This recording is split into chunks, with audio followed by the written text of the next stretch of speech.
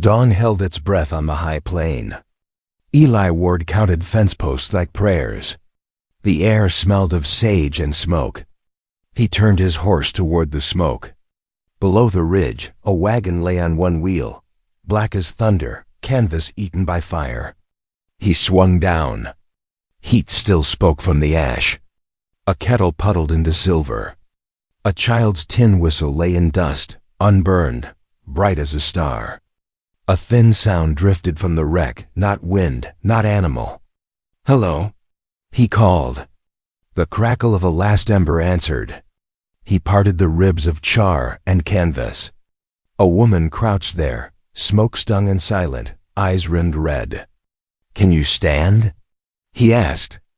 She did not answer at first. Her knuckles were blistered. Her dress had burned to a soot-dark shawl. She clutched a satchel to her chest. "I won't hurt you," he said. "Name's Eli Ward." Her gaze swept the open land. No one came. The wind ran and returned. "May," she said, barely there. He nodded.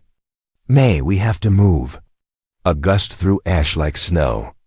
The wagon creaked like a dying thing.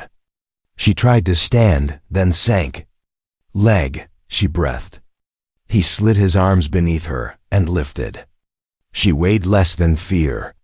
The satchel never left her grip. "My horse is up the ridge," he said. "Hold the whistle." Her brow knit. "Why?" "So you won't lose it." He set the tin in her palm and felt the tremor. Her fingers closed. The metal clicked against her ring finger. A pale band showed where a ring had been. Smoke lifted, but the land stayed quiet. Who had done this, and were they watching now? He carried her to the horse and set her behind the saddle. She held her breath with each jolt. The climb burned his thighs. "Water," she whispered. "At the cabin," he said. 10 minutes if we're lucky." The sky wanted to fall. A black seam stitched the horizon. He heard distant thunder or hooves. He cut across a draw he knew by heart. The horse slid, caught, then lunged. Sage slapped his boots. The whistle flashed as May gripped it, little moon in a dirty dawn. "Did you see who did it?" he asked. She shook her head. "No faces, one voice?" "Run." He let that hang. Some words invite fire. His cabin rose from the scrub like a thing built to wait. One porch. One door. One window facing the basin. He lifted May to the stoop. Her breath fogged. Heat retreated from her skin. "Inside," he said. "Storm coming." She stopped him with a look that held a burned road. "Take me home or leave me here," she whispered. "Home," he said. He touched the latch. "Mine." Wind struck when he pulled the door wide. Rain drove sideways. Beyond the rain, riders moved in a ragged file, hats low, eyes hidden. At their center rode a rail agent with city boots and a silver watch chain. Ledgers sagged in a saddlebag. He raised a gloved hand in greeting that was not a greeting. "Morning," the agent called. "Eli Ward, isn't it?" "Business today," he added. "Yours if you're sensible." "Not selling," Eli said. The woman's breath tickled his shoulder. The tin whistle clicked once in her palm. A scarred face lifted beside the agent. The eyes were iron. The mouth knew Eli's name. "Miss me?" the man said. Eli's hand found the doorframe. Rain hammered the stoop. Ash stirred in his chest. "Close the door," May whispered. "Please." "Too late," he said. He had buried that face years ago. The ground had given it back. Rain slapped the porch as Eli eased the door shut with his boot. He kept his body between May and the riders, then barred the plank. "Sit," he pointed to the bunk. "Let me see that leg." She nodded once, jaw tight. He lit kindling. The heat took the room now. Rain deepened. She watched him with the stillness of a trapped deer. He filled a tin cup from the barrel and held it out. Her hand shook. She drank, then coughed smoke from the hollow of her chest. The hymn book slid from her satchel as she shifted. Its leather was singed at the corners, but one page shone clean. He picked it up and set it on the table. "Yours?" he asked. She touched the cover. "My mother's." Outside, riders murmured to their horses. The wind prowled the chinks. Eli fetched the cleanest rag, then a strip torn from a shirt. He warmed water with a pinch of salt. She tried to pull the boot. Pain held it fast. He worked the leather slowly. She bit her lip. The boot came free with a wet sound. The ankle was swollen, skin blistered with heat, and bruised from the fall. "No break," he said. He bathed the burn with the salted water.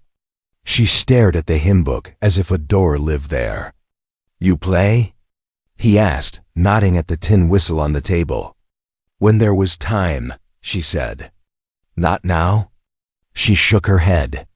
The fire took hold. He wound the bandage, snug but kind. Thunder shook the window. He pictured the rail agent counting minutes by his watch chain, then counting acres. He pictured the scarred man's smile, cold as a creek in winter. "Do they know you're here?" he said. "I don't know what they know." Her voice was iron around the wound. He stepped to the cupboard and pulled down a small crock of salve. "Beeswax and pine pitch," he said. "It helps." He rubbed the salve on the edges, careful as if writing. Then he pulled the quilt from the bunk and set it on her lap. It smelled of sun and cedar. A rule kept you alive on the high plain, and Eli had broken one. He crossed to the lean-to and brought in milk in a blue enamel pail. The cow bawled from the pen. He poured a cup and handed it to May. "Drink this." Then beans. He lifted the lid on the pot. "Eat slow." She sipped milk, then set the cup beside the hymn book. Her fingers found the clean page. The title line read, "Come thou fount, unburned, an island of white." "My mother folded that page on Sundays," she said. "I don't keep Sundays much," he said. "But I keep fences." Her mouth tipped. "It shows." Hooves scuffed outside. A low whistle cut through the wind. Not tin, a signal. Eli killed the lamp and fed the stove. Shadows softened. He rolled his shoulders, then opened the door, a hand's width. The rail agent called through the rain. "Ward, we'll speak civilly. Bring out the woman, and we'll see her right." "She's hurt," Eli said. "She stays. You hide a witness, you inherit her trouble." Eli closed the door. He looked at May. "I have rules," he said.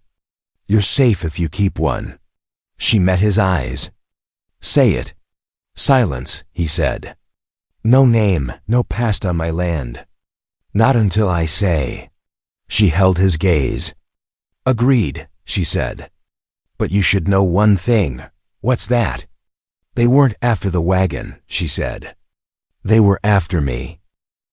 The stove sighed. Eli set the cast-iron skillet on its mouth and poured a slick of lard. The room smelled of pine pitch and cedar and the last smoke. May eased back on the bunk with the quilt to her waist. Rain crawled across the window. The riders' shapes blurred, then sank into the downpour. "Beans sit heavy," he said. "I'll fix corn and eggs." He cracked eggs into the skillet. They hissed and shivered. He scraped a handful of cornmeal to one side, then tipped in water with 2 careful shakes from the blue enamel pail. "Hold the whistle," he said. "Steam gets into everything." She kept the little tin in her palm. The pale ring on her finger flashed, then hid. She watched the door the way a deer watches grass that moves against the wind. "The eggs are set." He turned them neat. A gray cat crept from under the cupboard, dry as dust. It sniffed May's bandaged ankle, then settled by the stove with its tail tight around its feet. Thunder rolled the eaves. He slid food onto 2 tin plates. then added beans because the weather steals appetite and gives it back. She tried to cut the cornbread with her spoon. Her hands shook. He passed his knife across the table. "Short strokes," he said. "Let the blade work." She breathed out and carved the square in half. She ate, then set the tin whistle on the quilt, bright as a coin in river sand. Outside, a voice rose and fell. They had built a fire of wet brush. Patience crawled over the boards. Heat came first or the fall? He asked. "Heat," she said. Then ground. Then a hand. His jaw set. He cleaned the skillet with sand and a splash from the pail. The iron held its own weather, smooth at the center where years had taught it to shine. "You can sleep," he said. "Storm won't last forever." "I don't sleep much," she said. "Not since." Her hand found the pail band, then fell. "Do you have coffee?" "Dried," he said. He measured a thin spoon into the blackened pot. Bitter and clean rose from the boil. She watched the pot as if it kept time. "That's scarred writer," she said. "Law or your kind?" "My kind used to be his," he said. Rain drummed like hooves on a bridge. He poured coffee into 2 cups and cooled hers with a thumb of milk. She sipped and closed her eyes. A small sound left her, not pain, not relief. "What did you do before?" he asked. She studied the hymn book, then the window. "Before is ash," she said. "All you need is this. I am not a widow, and I will not be bought." The cabin settled. Steam webbed the glass, then vanished when the wind shouldered the wall. The cat climbed onto the quilt and pressed its weight against her hip like a sandbag. "We'll need wood higher," he said. "And the cow needs checking." "Teach me the lamp," she said. He showed the turn of the screw and how smoke met impatience. Her hands steadied as the flame leveled. The whistle lay beside her work, bright as a promise no one should make. "Why keep me?" she asked. "You don't know if I bring snakes." "Snakes come free," he said. "You brought a choice. Whether a man like me can still stand between harm and a stranger," he said. Outside, the riders quieted to outlines. Inside, the skillet cooled to a black moon on the stove. The storm breathed, then drew a longer breath. The rain thinned to a hush you could hear between heartbeats. Eli cracked the door, read the land, then hooked the bar again. He checked the window latch twice. Habit kept ghosts from learning new paths. The gray cat leaped from the quilt and stalked the crumbs. May eased upright. The bandage held. The pale ring mark ghosted at her finger, then faded when she flexed her hand. He poured the last of the coffee and set the cup near her elbow. She warmed her fingers on the tin. Her eyes watched his hands the way a carpenter watches a wall learn to stand. "I can sew," she said. "And read. And mend leather when it's honest." "What makes leather honest?" he asked. "It remembers shape," she said. "A lie won't." Half smiling, and brought his boot to her. The seam at the heel gaped where the ridge had chewed it. He passed her the awl and waxed thread. She threaded it without squinting. The needle bit. The stitch walked true. "You keep your awl sharp," she said. "I keep what I can." The hymn book lay open to the clean page. She pressed the crease flatter with her thumb, then shut it and tied it with a strip of the blue dress. The tin whistle lay atop like a latch. He asked her to play for herself, not for the men outside. She studied the door, then lifted the whistle and breathed a few notes. The cabin changed shape. Rain drew back. The cat looked up with a slow blink. Music helped her count, breathe in, and promise out. The promise was simple: keep moving. He drew the stove lid and set a kettle on. The storm would last for a second day. He split kindling with quiet strokes that matched her stitching. The room grew a pattern: thread, note, wood. Each task said stay. Outside, A rider's laugh lit the air like a match, then died. Somewhere, a watch chain clicked against a coat button. The open land listened. May tied off the seam and bit the thread clean, then handed the boot across. He pulled it on. The heel hugged. His weight settled true. Good holds. He folded a clean flour sack into a pad and set it under her ankle, then shifted the quilt so heat held closer. Steam filmed the window and ran like a slow map of the basin. "Do you live alone by choice?" she asked. "By practice," he said. She tipped her head as if testing a board. "Practice can be unlearned." The kettle rattled. He poured water over ground set in a cloth cone he had cut from an old shirt. The drip marked time. "What sends a man like Pike to this door in the rain?" she asked. "I know what sends men like the others. But a railman keeps paper dry." "Paper wants land," he said. "My line crosses a map he drew in town." "And the scarred one?" Her voice thinned. "He wants you." Eli looked at the drawer he had not opened. The room turned a shade colder. He set the cup down so softly that the saucer made no sound. "He's after what he lost," he said. "What did you take?" she asked. "A choice," he said. "A long time back." She held his gaze. A question stood between them, bare as the plain after fire. It did not speak. The wind spoke instead, and the door held. The whistle cooled in her palm like a coin from snow. She glanced at the drawer and did not ask what slept. Morning came like a bruise on the basin. Clouds dragged low across the ridge rim. Rain slackened, but the wind kept its teeth. Eli lifted the bar and stepped into the yard. A calf bawled from the far pen. The wire had sagged in the night. He took the shovel from the porch and shouldered it. "Stay inside," he said.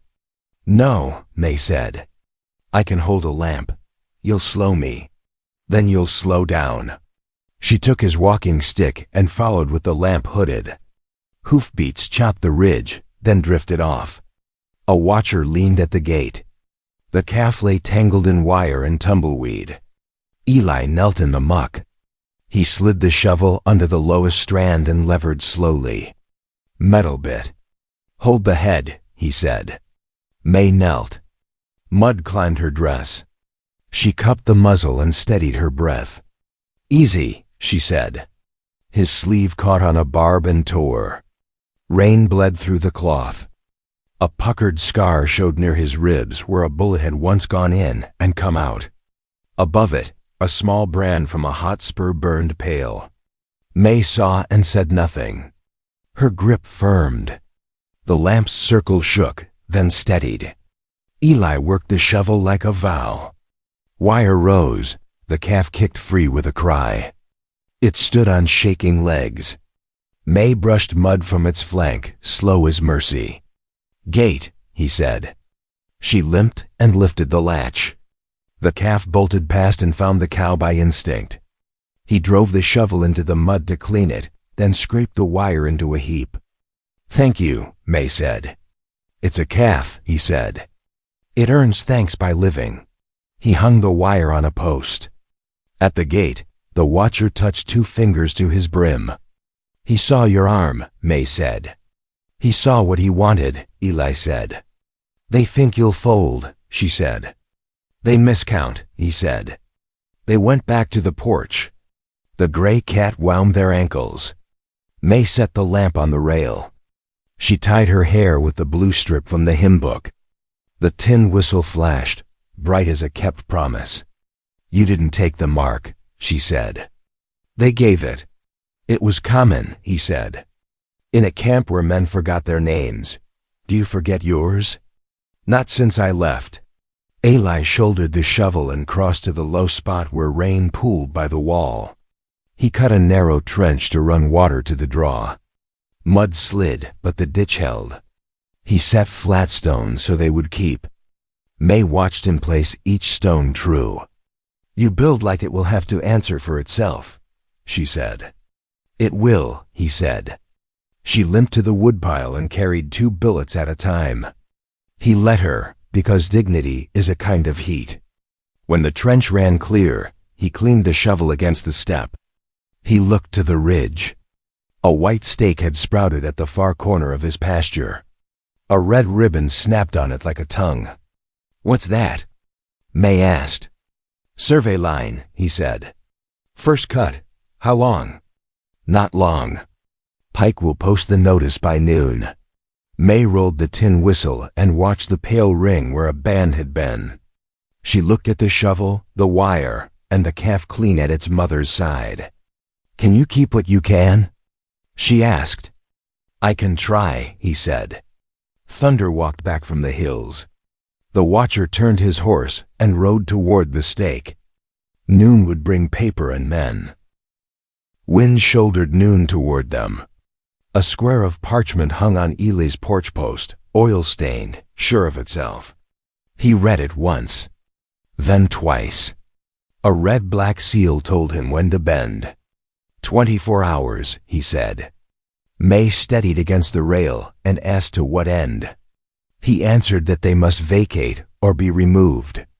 The watcher leaned against the far stake and grinned. A second ribbon snapped. It was a clock you could see from anywhere on the plain. "Start the hours now," May said. "Spend them. 4 to 5 first," he said. He set her on the chair by the door and hauled in feed sacks. He filled them with gravel from the wash and stacked them waist-high under the window. He called for water. She dipped from the barrel in turns. He counted out. He lashed the lid with fence wire so a kicked door wouldn't pitch it across the room. He set the hymn book high, away from sparks. Hooks waited in the rafters. He strung a line of rusted spoons from the porch beam to the gate. A touch woke their thin chime. He cut flour sacks into strips, wrapped the cat's bell, and tied 2 small bells to the back latch. He laid a row of broken bottlenecks below the sill. He set the shovel near the door and a pry bar beside it. He opened the drawer he had not opened. The Colt lay quiet. He checked the cylinder, laid it back, and shut the drawer. May watched and tied the blue strip around the tin whistle so it could hang from her wrist. "Then we use smoke, not flame," she said. "Lantern decoys," he said. "Plan A," he said. "They talk and leave." "Plan B," she said. "They talk and try." "We drift them," he said. They hollowed 2 turnips and set candle stubs inside. He placed them in the lean-to, a barn, windows shaded half. From the ridge, it would look like life in all directions. A thin boy from the neighbor's line rode up cautiously, then tipped his hat. "Mr. Ward," he said. "Pike bought the deputy for the day. When?" "Sundown," the boy said. "Writs travel faster in rain." "Tell your father to lock his north gate," Eli said. "I will." He looked at May, then rode hard. The land fell quiet. Quiet like a match near tinder. Eli carried fence posts to the porch and laid them as a waist-high rail. He drilled 2 holes near the door and set dowels he could pull to jam it if the bar failed. May asked where they would go if fire came. He said the root cellar first, then the sheep shed through the crawl. He checked the sky. The storm gathered its hem, then stopped. When the wind rests, riders move. He told her to eat. They ate cold beans and thick bread without talking. "Hold a silence," he said. "No names today." May folded the clean page again. "If they take paper to the judge, will he listen?" "He'll listen to who pays him," Eli said. "So we make the ledger bleed." "How?" "Proof," he said. "And a witness you don't own." She watched the porch line. "We'll need one," she said. "Soon." He shifted the feed sack so the window sightline narrowed to a slit. He slung canteens, filled lamp oil, and chalked marks where a man could stand safe. The hours tightened like wire on a green post. No slack left. Time bared teeth. The spoon chime trembled once, then stilled. Eli breathed in. They'll be here by sundown. Sundown laid a flat blade on the ridge. The spoon line sang once. May tightened the blue strip around the whistle and steadied at the doorframe. Eli lifted the bar with slow hands. Pike rode in first, his watch chain swinging like a lazy pendulum. Beside him came the scarred rider and 2 townsmen who had taken Pike's coin. The deputy followed with a paper tube under his arm. Pike called it neighborly business. Eli told him to start with the truth. Pike said truth was a writ and a timetable. The deputy raised the tube and began his order, but Eli said the court had gotten closer when Silver touched it. A valley couple hovered. The boy from Noon kept his eyes low. "You won't come inside," Eli said. "It's not your door anymore," Pike said. May shifted her weight. The window slit held Pike's chest like a notch in a post. Eli kept his hands open and empty. "Bring the woman out," the scarred rider said. "Witness to a crime. Whose crime?" Eli said. "The rails," the man said. "She was in a burned wagon," Eli said. "Rails didn't run there." Pike's smile pinched. He said Eli had taken to sheltering what ought not be sheltered. Eli answered that what ought not be burned was people. The deputy held the paper like it might bite. He wanted this to end without noise and asked Eli to stand down, saying no one needed to bleed. Eli told him not to cut. Pike cocked his head. The scarred rider stepped down and tested the rail with a boot. He smiled when it held. "You left me in ash," he said. "Now I'll leave you under it." May lifted the whistle to her lips and held it there, unplayed. Her eyes slid to the root cellar hatch. A plan was breathed between them. Pike's gaze traced the spoon line and the broken glass under the sill. He counted costs and kept his voice sweet. He said they would ride back at first light and that Eli would sign while his coffee cooled. "I don't sign under threat," Eli said. Pike glanced at the deputy, who called it stubborn. His eyes grazed the valley couple. They wanted trouble to pass them by. May spoke once plain, that trouble camps where you feed it. Pike gave his last offer, hand out the woman, and he would forget what was owed. "You forget nothing," Eli said. "You write until the page owns the man."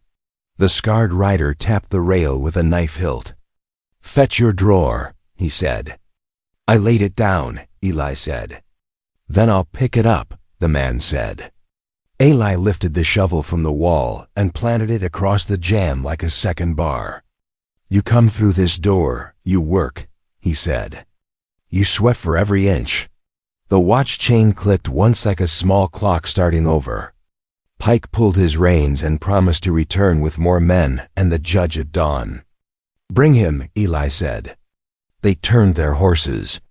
The valley couple drifted after them, torn as grass in shifting wind. The boy looked back once, then put his heels in. May let out a breath she had stored since noon. The spoon line stilled. Dusk took the porch. The chain's last flash on the ridge felt like a coin tossed before a hanging. "How much will it cost?" she asked. "Maybe everything," he said. "And if we don't pay?" Night held its breath. "Someone else will," he said, and watched the couple's backs go small in the deepening light. Frost kissed the sage before dawn, then burned away by noon. LA marked each with fence tallies notched under the porch rail. May learned the light of the basin by its edges. They stacked cedar and set the pump to rights. The ditch he'd cut carried stormwater clean. She mended reins with waxed thread. He patched the sheep shed roof with canvas. In the afternoons, she stood in the shade and practiced steps on her ankle. The blistered skin learned to move. The blue strip from the hymn book held her hair when the wind rose. The tin whistle became their hours. She hung it from her wrist and clicked it like a soft metronome while he worked. Sometimes she only touched the mouthpiece with her thumb, as if choosing not to speak were its own sound. "Teach me your marks," she said one morning. He showed her the notch code he carved on the rail.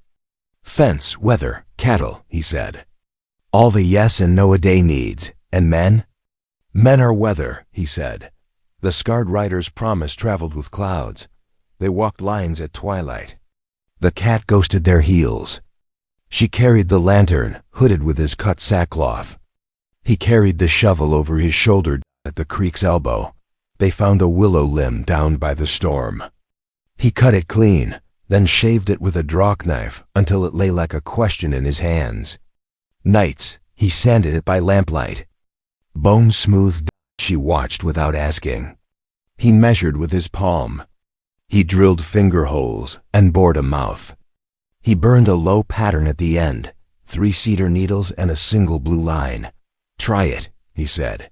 She set it to her lips. A sound like a small river rose in the cabin. The gray cat settled again. It's yours, he said.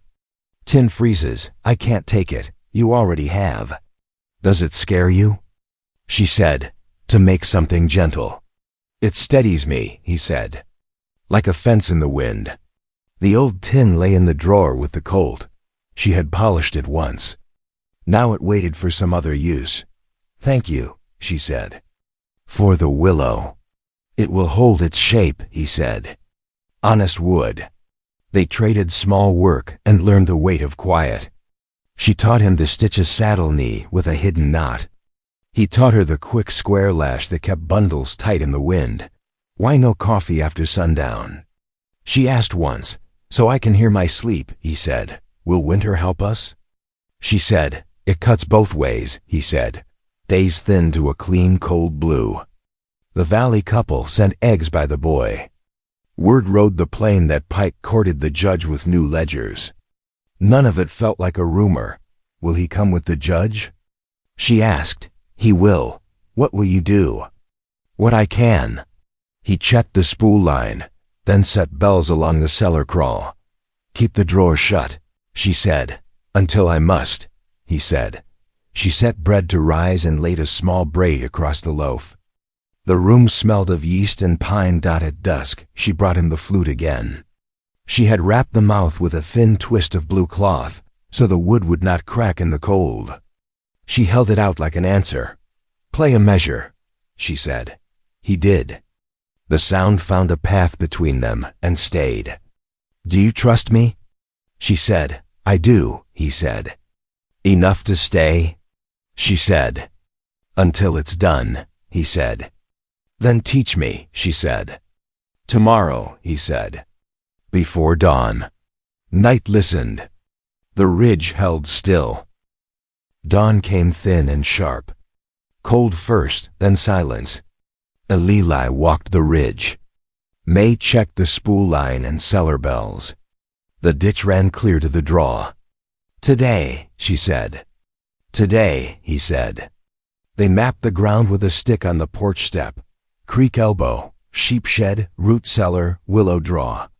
He marked the ridge where Pike would appear with a blunt cross. You take the creek, he said. If they split, follow the willow to the neighbor's well. And you? I ride the north cut and make noise. You won't shoot, she said. Not unless I must. She lifted the willow flute. Let this do the shouting. He wrapped its mouth with the blue strip. The old tin lay on the table. Take the tin, he said. Leave it where it's found. Decoy. Proof I was here when I wasn't. They set 2 lantern decoys to smoke in the lean-to. Hollow turnips glowed in the barn. He scattered ash to send tracks nowhere. Water and bread in the cellar, he said.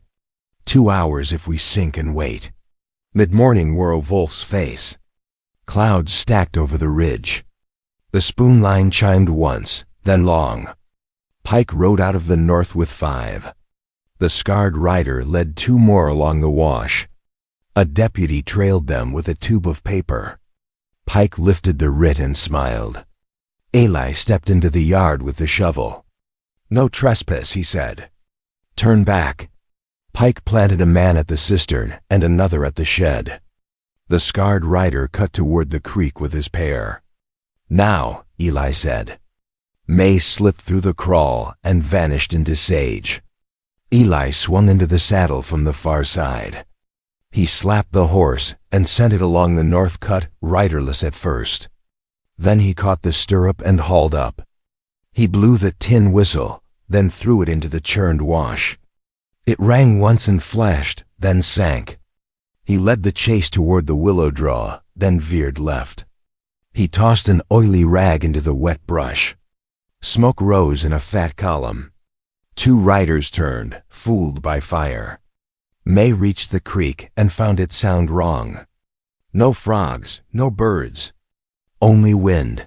She slid down the bank and lay under willow shade. Boots ghosted the draw above her. She breathed 3 notes that bent around rock. The riders paused. The sound came from everywhere and nowhere. Eli looped behind the shed and slammed the gate. He wedged it and scattered ash to hide his turn. The scarred rider lost the trail, then found the horse prints and grinned. He took his men toward the false smoke. Eli cut south, straight for Pike. Sign and live simply, Pike called. Bring the judge, Eli said. Bring him to see what you bought. Town is for paper, Pike said. Land is for proof, Eli said. May belly crawled to the neighbor's well and slid the satchel behind the trough. She tied the blue strip to a nail. A rifle cracked beyond the ridge. A warning shot. Silence fell harder. Eli rode upwind so dust would blind pursuit. He sent the horse out as a decoy, then moved on foot toward the cistern guard. Don't, the deputy said. Make it easy. Then look, Eli said. Count posts. Count water. Count fences I kept. The deputy's jaw worked. His gun lowered a hand's width. The spoon line sang again. May heard hooves at the well. She pressed flat and held her breath. Boots scraped stone. A hand reached under the lip and came up with the blue strip. Found. The deputy rode with Pike and the rider toward town, ledgers wrapped in oilcloth. The valley couple walked to the porch with bread and 3 eggs. The boy set the tin whistle on the step. He'd fished it from the wash. It lay dulled by grit, bright at the seam. Keep it, the boy said. Thank you, May said. It belongs close. Eli eased her to the bunk and washed the dust from her ankle. He worked salve into the skin, slow as reading. Her breath steadied. The willow flute rested by the hymn book. Wind pulled a low chord from it. What now? She asked. Now we mend, he said. And wait for the law to catch up to what it saw. And when it does? You stay, he said. If you want. She touched the pale ring mark. I want, she said. But slow. Slow holds, he said. Neighbors came with tools. They raised a higher fence and set stones at the ditch. Eli planned a cedar plank and carved a name with a steady hand. He burned a small whistle at the corner. 3 cedar needles and a single blue line at dusk. He hung the sign on the porch post while the basin went gold and then iron. May stood beside him with the flute wrapped in cloth. What did you call it? She asked. Found, he said. For the song. She smiled, tired and clean. Home, she whispered. Home, mine, he said, and left the door open to let the evening learn the room. The cat settled. The spoon line went still. Far off, a train breathed on some other map, and the plane kept its own time. On the porch, the tin whistle caught the last light and remembered fire without fear. The carved sign took it in and kept it. If this frontier tale hit home, tap like. Drop a comment with your favorite moment. Subscribe for more grit, grace, and redemption. Ring the bell so you don't miss the next ride. The hand at the well belonged to the scarred rider. He lifted the blue strip, then reached deeper and hooked May's satchel. Leather scraped stone. He grinned without humor. Eli stepped from the cistern's blind side and spoke low. Leave it. The rider spun with his gun half up. Elim met the wrist with the shovel's edge. Bone knocked iron. The pistol fell into the trough with a clean, surprised sound. "Enough," the deputy called, breathless from the ridge. He had followed tracks against sense. "Hands where I see." Pike rode in on the deputy's heels like a man who had practiced it. The watch chain swung, neat as a lie you've used before. The valley couple stood beyond the fence. The boy clutched the post and watched with eyes too old. May rose from willow shade and limped to the trough. She pressed the satchel to her heart, then set it on the well stones. "Open it," the deputy said. Pike said that was private property. May said it was hers, and that he could read if he dared. She untied the thong. The hymn book lay on top, unburned page folded at "Come Thou Fount." Under it, papers black at the edges, but words whole where rain had sealed the ink. Eli lifted one page between two fingers. A ledger line linked Pike's agent to the scarred writer's Marcus Spurbrand stamped in wax. A second line named the judge by initials and listed dates like a slow fuse. "Witness," Eli said to the deputy. "You see it?" "I see it," the deputy said. "And I hear him." He nodded at Pike. "Threats in front of townsfolk." Pike smiled thinly, but his eyes moved fast. "You think you can bind a railroad with a farm boy and a stovekeeper?" "You bound yourself," May said, "with paper." The scarred rider lunged for the satchel. Ailey met him again with the shovel, but turned it this time, blade broad. The man hit the broken bottle glass under the sill, went to a knee, and cursed the land he'd ridden. "Call your men off," Eli said. Pike glanced at his guard by the shed. The man turned his horse without orders and rode for the road, deciding he was paid enough for some things, and not for this. The other lowered his rifle. The boy's father spoke from the fence and said a thing plain, that men do not burn wagons to make room for rail.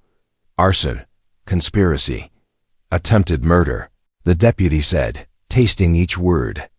"I'm seizing these ledgers." "You'll come with me." Pike reached for the watch chain. Eli closed his hand on it. "No more time," he said. The deputy bound Pike's wrists with fence wire and took the scarred writer's knife. He read from the writ because he believed in words. Then he folded it, pocketed it, and said the writ would sleep until the judge learned what sleep meant. "You'll have friends," Pike said. "They'll come by night." "They'll find daylight here," Eli said, "and eyes." Silence took the yard. Then the cat jumped to the porch rail and shook its wrapped bell. It sounded like a small laugh,